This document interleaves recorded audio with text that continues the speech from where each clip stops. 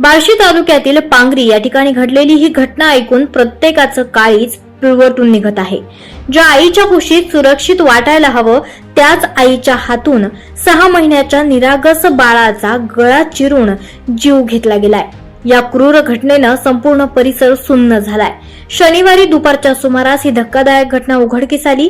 घरात कोणीही नसताना आशा जाधव हिने आपल्या चिमुकल्या मुलावर धारदार ब्लेड आणि कटरनं वार करत त्याचा जीव घेतला।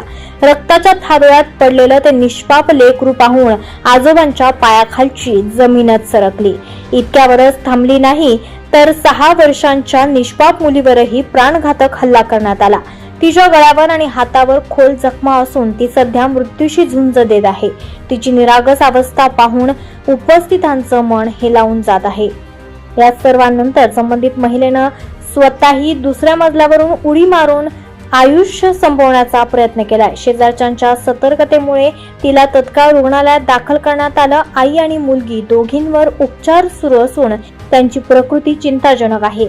या घटनेमागील कारण अजूनही गूढच आहे, पण एका क्षणात उद्ध्वस्त झालेलं हे कुटुंब आणि हरवलेलं लेकरू यामुळे पांगरी गाव शोकसागरात बुडालेलं आहे। आई या नात्यालाच काळीमा फासणारी ही घटना प्रत्येकाला अस्वस्थ करून सोडत आहे।